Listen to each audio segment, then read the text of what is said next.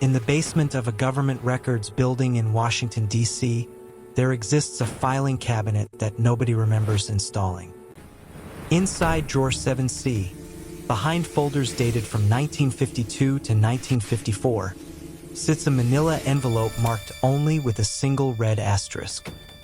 This is the story of what happened when someone finally opened it. Margaret Chin had worked as an archivist for 17 years. She knew every corner of the National Archives Annex, every misplaced document, every bureaucratic ghost from administrations past. But on October 3, 2019, she found something that made her question everything she thought she knew about her job. It started with a routine audit. Margaret was cross-referencing physical files with digital records when she noticed an inconsistency. The database showed drawer 7C contained 247 files. She counted 248. The extra file was the red asterisk envelope. It appeared in no catalog, no index, no archive list anywhere in the system. The paper was manufactured in 1953. The ink? It didn't exist until 1987. The seal on the envelope was wax. Pressed into it was a symbol Margaret didn't recognize. A circle bisected by a lightning bolt, with 3 dots arranged in a triangle beneath it. For 3 days, Margaret left the envelope unopened on her desk.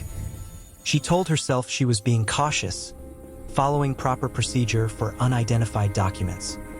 But the truth? She was afraid.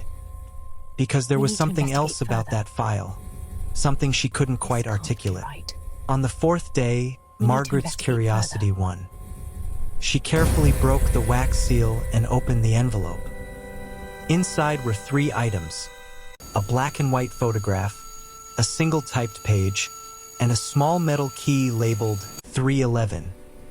The photograph showed 7 people standing in front of the annex where she now worked.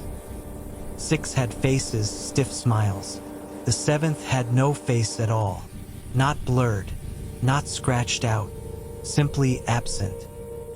The typed page was brief, formatted like an official memorandum, header reading classified eyes only.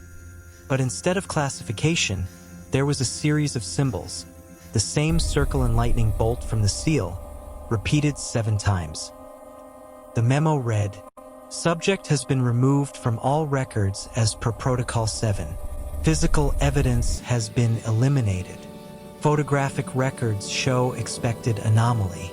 This envelope constitutes the only remaining acknowledgement of subject's existence and is to be preserved as verification of successful completion." It was signed with a single initial, D. Margaret should have reported her find immediately. She didn't.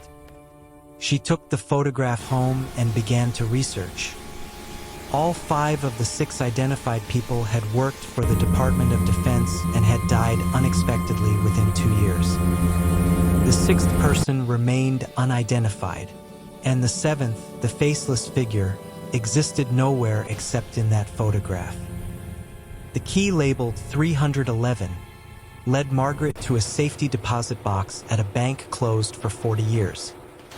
Box 311 had been rented in March 1953, paid 100 years in advance. The renter's name? D. When finally opened, it was empty, except for a thin layer of dust containing fragments of deteriorated photograph paper and traces of ink identical to the red asterisk. Margaret returned to the archives to file a report. But the envelope was gone. Every trace, photographs, notes, browser history vanished. She remembered everything: the weight of the envelope, the smell of wax, the impossible void where a face should have been. She knew she had been allowed to see it. People could be unmade, erased from history itself. Late at night, when the archives are empty and silent, she swears she can still hear it. Not words, just a presence, a reminder. Some files exist precisely because they shouldn't. Margaret Chin still works in the archives. She still catalogs files and cross-references records. But sometimes, She stares at group photographs from the 1950s, counting faces, looking for voids, wondering how many people have been carefully, impossibly erased from existence. And late at night, when no one is looking, she remembers every detail, every file, every void, every ghost left behind.